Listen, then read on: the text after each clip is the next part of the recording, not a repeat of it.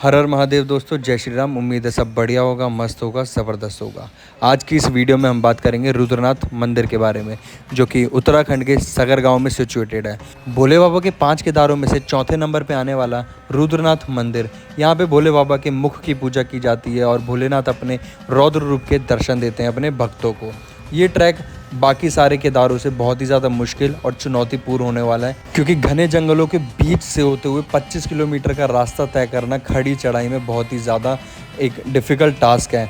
But जब मन में हो शिव से मिलने की आस, तो हर भक्त पहुंच जाता है शिव के पास। माना जाता है जब शिव जी ने पांडवों को बैल के रूप में दर्शन दिए थे, तो यहाँ पे उनका मुख प्रकट हुआ था, तभी से यहाँ पे शिव जी के मुख की पूजा की जाती है। तो आइए इस वीडियो में एंड तक बने रहिए, क्योंकि इसमें मैं आपको सारी डिटेल्स देने वाला हूँ कि आप कैसे इस ट्रैक को कर सकते हैं, कितना टाइम लगेगा, क्या खर्चा आएगा और कहाँ रहने खाने की आपको फैसिलिटीज़ मिल सकती है। तो हम अपनी यात्रा स्टार्ट करेंगे दिल्ली के कश्मीरी गेट से। यहाँ से हरिद्वार की बस पकड़ेंगे पहले, जिसका किराया 360 से 400 रुपये होने वाला है रोडवेज़ का, और 600 से 700 होने वाला है वॉल्वो का। 4 से 5 घंटे में एक स्टॉप लेने के बाद हम लोग पहुंच जाते हैं हरिद्वार। हरिद्वार पहुंचने के बाद यहाँ पे आपको 4 धाम की बसें खड़ी मिल जाएंगी, जो कि गंगोत्री, यमुनोत्री, केदारनाथ और बद्रीनाथ की होती। और इसी में हमें गोपेश्वर की बस मिल जाएगी, जिसका किराया 500 रुपये पर पर्सन होगा और 2 से 3 बजे तक हमें गोपेश्वर उतार देगी।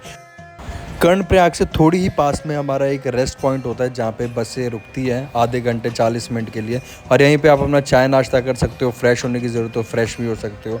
फिर उसके बाद हम अपना सफ़र कंटिन्यू करते हैं। 8 से 10 घंटे का ये सफ़र होता है, जो कि बहुत ही खूबसूरत वादियों के बीच से होता हुआ निकलता है।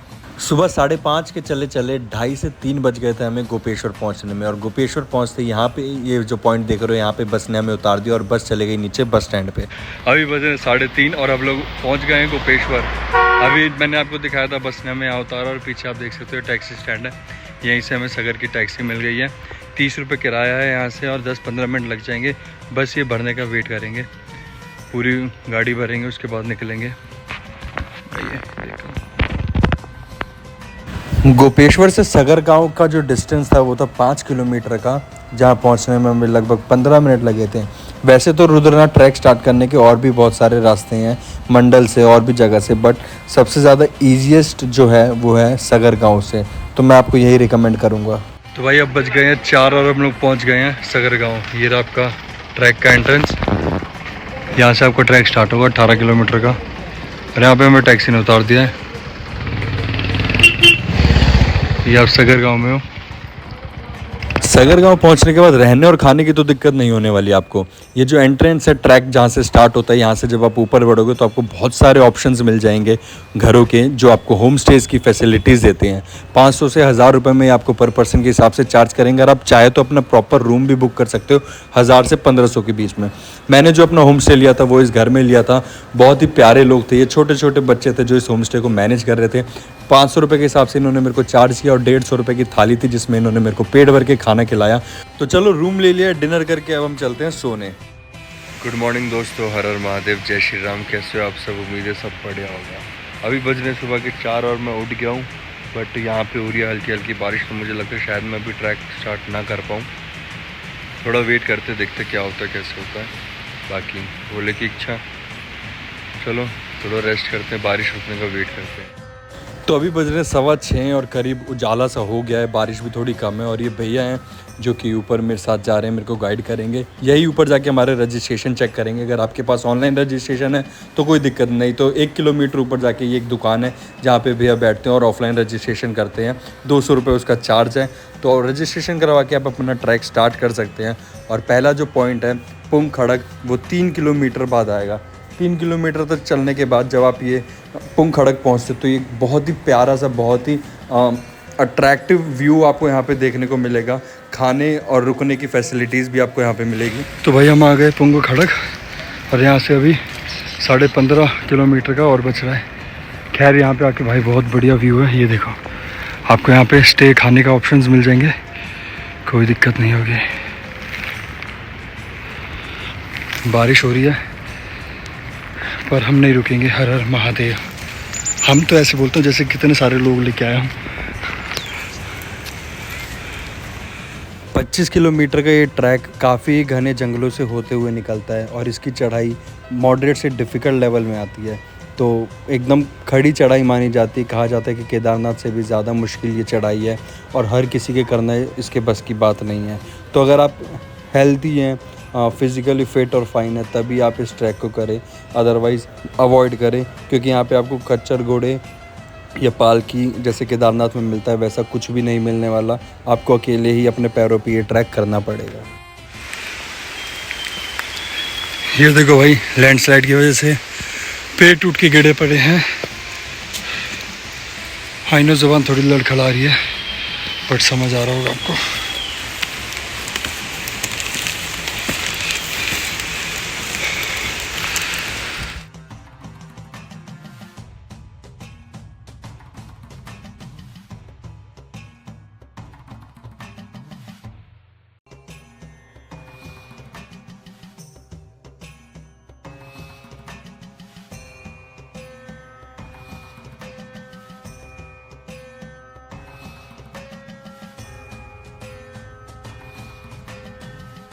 मॉनसून की वजह से ये ट्रैक एक अलग ही अट्रैक्टिव बन गया था। लाइक ऐसे झरने आपको हर मोड़ पे, हर थोड़ी दूर पे देखने के लिए मिल रहे थे, जो कि आपको अलग ही अपनी ओर अट्रैक्ट कर रहे थे। धीरे धीरे नेचर के मज़े लेते हुए हम लोग कब में 7 किलोमीटर क्रॉस करके मौली खड़क पहुंच गए और हमें पता ही नहीं चला। ये आपका सेकंड रेस्ट पॉइंट होने वाला है, जहाँ पे आपको खाने और स्टे की फैसिलिटीज़ मिल सकती है। तो आप यहाँ पे भी रुक के कुछ खा पी सकते हैं। मौली खड़क से थोड़ी ही दूर आपका पड़ता है ल्यूटी बुग्याल। ये एक बहुत ही सुंदर और बहुत ही आकर्षक बुग्याल है और ये आपका लास्ट रेस्ट पॉइंट होने वाला है। इसके बाद सीधा आपको मंदिर के पास ही कुछ खाने पीने को मिलेगा। तो अगर आपको कुछ खाना पीना है या आप स्टे करना चाहते हैं, अगर आप 2 बजे के बाद यहाँ पहुँचते हैं, तो इससे आगे यात्रा ना करें। मैं यही सजेस्ट करूँगा, आप यहीं पे अपना स्टे देख लें और अगले दिन सुबह अपनी यात्रा स्टार्ट करें, क्योंकि आगे के 15 किलोमीटर आपको कुछ भी खाने पीने रहने रुकने के लिए नहीं मिलेगा। भाई पीछे कुछ भी नहीं दिख रहा। अभी बज रहे हैं 11:15 और हम पहुंच गए हैं पन्नार। हमारा अगला रेस्ट पॉइंट है, जो 5 मिनट में आपको दिखाऊंगा मैं। वो देखो, वहाँ से एंट्रेंस है। पन्नार आपका चौथा रेस्ट पॉइंट हो सकता है, बट यहाँ पे आपको कोई फैसिलिटीज़ नहीं मिलेगी। यहाँ पे आपको बस 2 फौजी मिलेंगे जो कि आपका रजिस्ट्रेशन चेक करेंगे। अगर आपके पास रजिस्ट्रेशन है तो वो आगे आपको बढ़ने देंगे, नहीं तो आपको यहीं से वापस भेज देंगे। तो इसलिए जब भी यहाँ अपना रजिस्ट्रेशन ज़रूर लेकर आएँ। अगर मौसम खुला होता तो यहाँ का व्यू एक अलग ही अट्रैक्टिव है। लगता है भगवान ने मेरी सुन ली और मौसम हल्का हल्का खुलने लगा। आप देख सकते हो कितना प्यारा और अमेजिंग व्यू यहाँ से हमें मिल रहा है कि हम खुद को रोक नहीं पाए और हमने सोचा कि अब थोड़ी देर बैठ के नज़ारों के मज़े लेते हैं।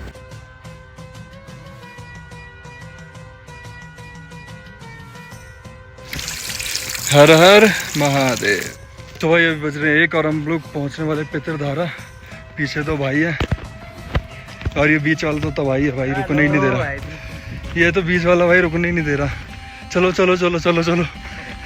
पर ठीक है, इस भाई के चक्कर में हम लोग आ तो गए इतनी जल्दी, वरना नहीं आ पाते। कहा जाता है पितरधारा, जो कि 5वां पॉइंट है इस ट्रैक का और आखिरी पॉइंट है खड़ी चढ़ाई का। पितरधारा के बाद हमारी चढ़ाई बहुत ही इजी हो जाती है। 3 से 4 किलोमीटर की चढ़ाई है, जो सीधा बुग्यालों से होते हुए हमें मंदिर तक लेके जाती है, खूबसूरत नज़ारों के साथ।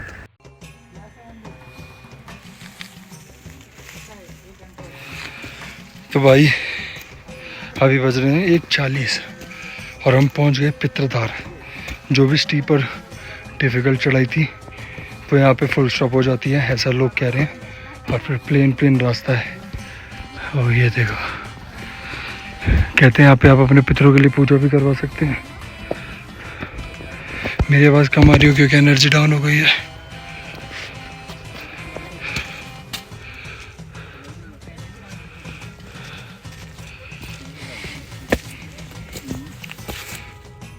तो पितरधारा क्रॉस करने के बाद आप देख सकते हो कि रास्ते कितने इजी लग रहे हैं। शायद सब इनकी मेहरबानी है। अब तो भाई सीधा सीधा रास्ता है मंदिर तक का, ऐसा लोग कह रहे हैं। बाकी वहाँ जाके ही पता चलेगा क्या है क्या नहीं है। खैर भूख लग रही है, अब तो जाके खाएंगे पहले। यहाँ पे बहुत वो है, दिखने में नॉर्मल लग रहा है पर पत्थर पानी से ऊपर है।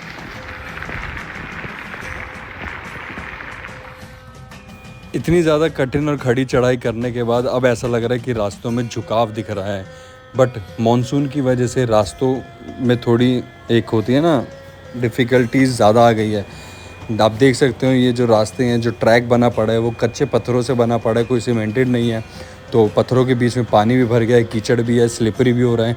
तो यहाँ पे पैर मुड़ने के, गिरने के या चोट लगने के चांसेस ज़्यादा बढ़ जाते हैं। तो आपको बहुत ही ज़्यादा ध्यान रखने की ज़रूरत है इस रास्तों पर, ताकि कुछ भी ऐसी अनहोनी ना हो। क्योंकि इन केस अगर कुछ ऐसा होता है तो अफ़सोस मुझे यही कहना पड़ेगा कि आपकी हेल्प के लिए शायद कोई भी ना आ पाए, और अगर कोई आए तो भी मजबूर ही हो और आपकी हेल्प ना कर पाए। तो अपना ध्यान बना कर रखें और ध्यान से चलें। वैसे ट्रैक के टाइम पे चढ़ने से ज़्यादा डिफ़िकल्ट हो जाता है उतरना, और मॉनसून में खुद के पैरों को रोक पाना। थोड़ा सा ध्यान इधर उधर हुआ और पैर स्लिप। तो फाइनली हम लोग मंदिर के प्रेमिसेस में पहुंच गए हैं। ये जो आप जगह देख रहे हो, यहीं पे आपको कढ़ी चावल, दाल चावल या छोले चावल खाने के लिए मिलेंगे। थोड़ी सी आगे चलने के बाद आपको ये दो रास्ते दिखेंगे, जिनमें से एक ये रास्ता सरस्वती कुंड और ये रास्ता मंदिर की ओर लेके जाएगा आपको। तो सारी थकावटों का निवारण आ गया है, सामने मंदिर का द्वार आ गया है, और ये आप साथ में देख सकते हैं दरवाजे। यहाँ पे आपको स्टे के ऑप्शंस मिल जाएंगे, जिसके चार्जेस 1000 रुपये पर पर्सन के हिसाब से हैं। यहाँ पे इतना महंगा इसलिए क्योंकि यहाँ पे आपको सोलर मिलेगा, जिसमें आप अपना फ़ोन चार्ज कर सकते हो, इसके अलावा कहीं नहीं। जय श्री राम दोस्तों, हर हर महादेव। उम्मीद है सब बढ़िया होगा, मस्त होगा, ज़बरदस्त होगा। अभी बज रहे हैं 3:30 और मैं पहुँच गया हूँ बाबा के दरबार। यहाँ जूते वगैरह इकट्ठे करके सीधा अंदर मंदिर में जा सकते हैं, बट अभी मंदिर के कपाट बंद है, 4:30 बजे खुलेंगे। तो जब तक मैं जाके रूम को चेक करता हूँ। यहाँ पे आपको बहुत सारे धर्मशाला मिल जाएंगे, जैसे देख रहे हो।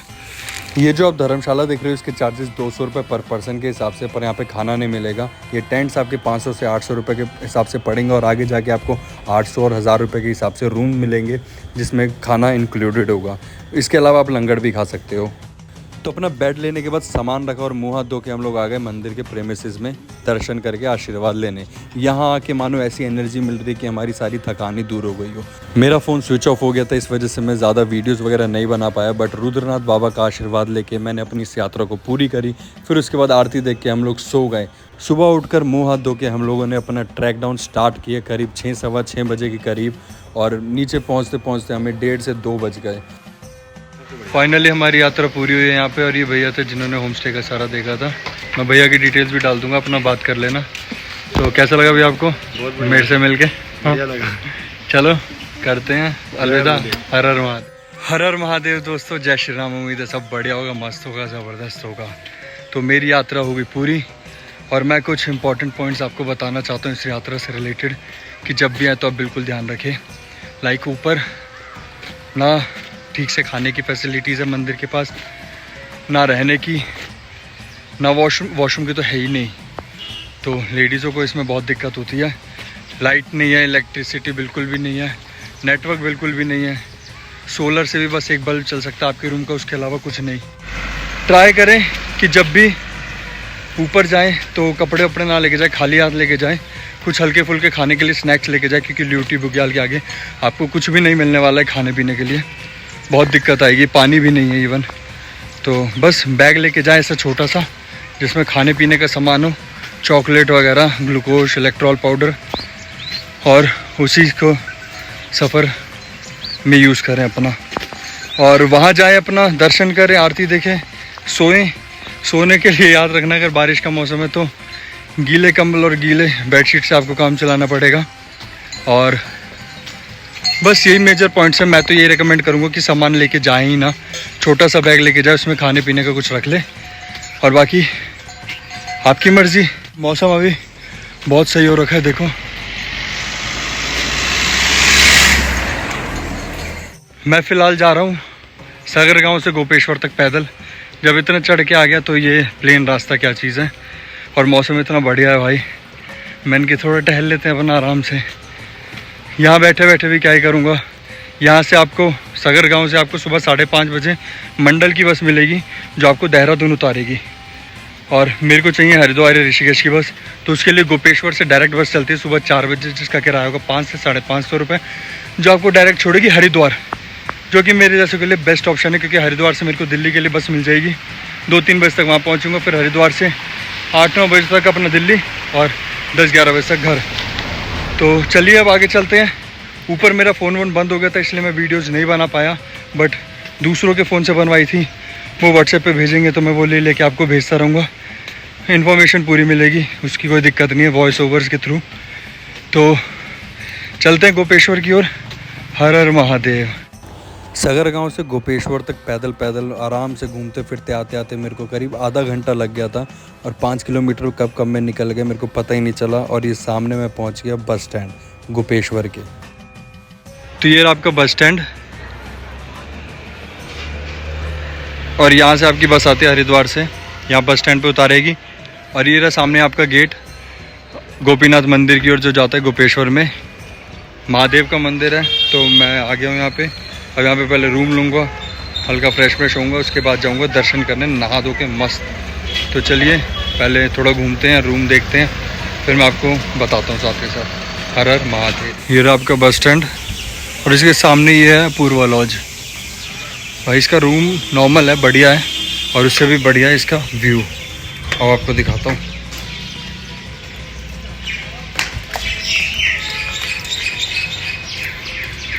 ये देखो, ये हो गया हमारा व्यू, क्या मस्त है भाई।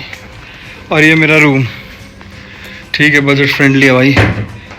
अकेला ही बंदा हूँ, मुझे कौन सा क्रिकेट खेलना है।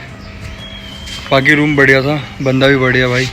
मैं भाई का नंबर डाल दूँगा, आप अगर गोपेश्वर में आओ तो स्टे यहीं बुक करना भाई। व्यू के लिए लोग मरते हैं, और ये देखो व्यू, स्वाद। तो रूम में अपना सामान वामान रखने के बाद थोड़ा फ्रेश हुआ, और उसके बाद मैं बाहर आ गया मार्केट एक्सप्लोर करने। कुछ हल्का फुल्का खाना खा के मैं दोबारा जाऊंगा, नहाऊंगा धोऊंगा, और फिर जाएंगे भोले बाबा के दर्शन करने के लिए गोपीनाथ मंदिर के अंदर। तो भाई मैं हो गया हूँ तैयार, अब जाऊंगा गोपीनाथ मंदिर दर्शन करने। अभी बजे 6 और 6:30 बजे आरती का टाइम है। तो नहा धो के रेडी हो गया हूँ, अब चलेंगे पूजा करेंगे। फाइनली इस बार अच्छी वाली पूजा होगी, क्योंकि रुद्रनाथ में तो नहाने धोने का कुछ था नहीं, तो ट्रैक करके गए और वैसे ही दर्शन किया। बट यहाँ पे अब नहा धो के मैं सीधा मंदिर ही जा रहा हूँ। बने रहिए, हर हर महादेव। ठीक है, वैसे तो पूरी मार्केट है, बढ़िया मार्केट है यार, यहाँ के लोग भी बहुत सही हैं। चलते हैं मंदिर की ओर दर्शन करने। ये आपका रास्ता जो बस स्टैंड से आ रहा है, और ये सीधा हम पहुँचेंगे कट पे। यहाँ पे दिख जाएगी पेंटिंग सी, और ये शिव मंदिर गोपेश्वर के बारे में। और ये रहा सामने आपका मंदिर, ये है हमारा शिव मंदिर गोपेश्वर का। कहा जाता है कि जब रुद्रनाथ मंदिर के कपाट बंद होते हैं तो रुद्रनाथ बाबा की पालकी को यहीं लाके उनकी सेवा की जाती है पूरे विंटर्स, जब तक रुद्रनाथ के कपाट दोबारा से न खुल जाए। चलिए आपको मंदिर का प्रेमिसेस एक बार घुमा देता हूँ मैं। इस मंदिर का निर्माण राजा सगर ने कराया था 9वीं और 11वीं शताब्दी में। कहा जाता है कि जब इस मंदिर को बनाया जा रहा था तो एक गाय थी जो कि रोज़ आके इस मंदिर के शिवलिंग पे अपना दूध चढ़ा के जाती थी। और इस मंदिर को आप पूरे साल में कभी भी दर्शन करने के लिए आ सकते हैं, ये पूरे साल खुला रहता है मंदिर। बट जो सबसे बेस्ट टाइम है वो मार्च से अक्टूबर तक के बीच का है, क्योंकि सर्दियों में थोड़ा स्नोफॉल वगैरह की वजह से आपको दिक्कत का सामना करना पड़ सकता है। आपका ये मंदिर उत्तराखंड के गोपेश्वर में स्थित है, जो कि चमोली डिस्ट्रिक्ट में पड़ता है। यहाँ आने के लिए आपको हरिद्वार से डायरेक्ट बस बहुत ही ईजिली मिल जाएगी। सुबह 5:30 बजे आपको बस मिलेगी जो कि सीधा आपको यहाँ मंदिर उतारेगी। आप चाहे तो यहाँ मंदिर में रुद्राभिषेक भी करवा सकते हैं। मैंने पंडित जी से बात करी थी, जो कि इसका कॉस्ट 2,500 से 3,000 रुपये बता रहे थे, और 2 से 3 घंटे में आपकी रुद्राभिषेक हो जाएगा। थोड़ी सी आगे चलेंगे तो आप ये सामने देख सकते हो बहुत सारे शिवलिंग अलग अलग तरीके से बने पड़े हैं, और वही सामने आपका ये एक त्रिशूल पड़ा है, जो कि कहा जाता है महादेव ने कामदेव को भस्म करने के बाद यहीं पे गाड़ दिया था। 5 मीटर का ये त्रिशूल आपको सीधा 12वीं शताब्दी की याद दिला देता है, जो कि एक अलग ही अनोखे रूप में खड़ा है।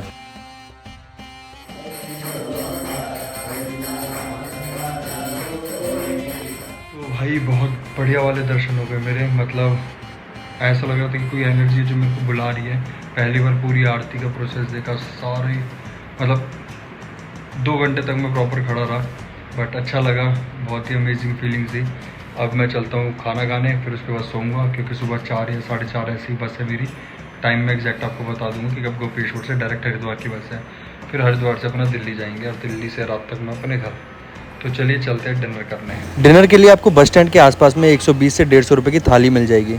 तो गुड मॉर्निंग दोस्तों, आप बज रहे हैं सुबह के 4:30 और मैं जा रहा हूँ अपनी बस के लिए, जो कि बस स्टैंड से मिले मेरे को डायरेक्ट हरिद्वार की। और अभी हो रही बारिश सुबह हल्की हल्की, देखो बाहर का व्यू क्या मस्त व्यू है रूम का बने। चलो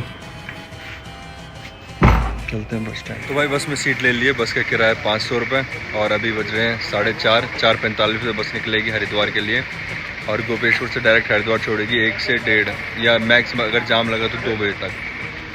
चलो जो टाइमिंग्स है वो अभी तक तो फेवरेबल है, बाकी चाय इंजॉय करते हैं। पीछे हमारी बस रेडी पड़ी है और ये हमारे कंडक्टर भैया। ये ट्रिप तो अभी तक बहुत बढ़िया जा रही है, बारिश हो रही है, बारिश ने कभी साथ नहीं छोड़ा। हर हर महादेव। तो लगभग हमारा ट्रिप अब पूरा एंड हो चुका है और व्लॉग को ख़त्म करने का टाइम आ गया है। आई होप आपको सारी इन्फॉर्मेशन और डिटेल्स पूरी क्लियर मिली होंगी। अगर फिर भी आपको कुछ डाउट मिले तो आप मेरे को डायरेक्ट मैसेज कर सकते हैं, मेरे इंस्टा पे कनेक्ट हो सकते हैं। और हाँ, धारी देवी मंदिर अगर आप रुकने का मौका मिले तो ज़रूर रुके और माता का आशीर्वाद लेके आगे बढ़ें। तो भाई अभी बज रहे हैं 2:15 और मैं पहुंच गया हूँ हरिद्वार। हरिद्वार में स्टे नहीं करूँगा, सीधा घर निकलूँगा क्योंकि मैंने 2:50 की वॉल्वो बुक कर ली है, जो कि यहाँ कश्यप समाज और गुलाब रेस्टों, यहीं से आपको दिल्ली की सारी वॉल्वो बसेस मिलेगी। और यहाँ से जो ये केदारनाथ बद्रीनाथ आती है वो बसें अंदर जाती है, तो आप यहीं अंदर ना जाके यहीं रुक जाए, क्योंकि अंदर जाओगे तो रिक्शे वाले आपसे 100-150 रुपये ले लेंगे यहाँ पे आने के। तो सबसे बड़े इस कट पे उतर जाओ और रोड क्रॉस करके वहाँ पे वेट करो। मेरे को 300 रुपये में रेड बस से योलो बस बुक कर ली थी मैंने, सीधा दिल्ली के लिए। आराम से सोते हुए जाऊँगा। तो चलिए, हर हर महादेव।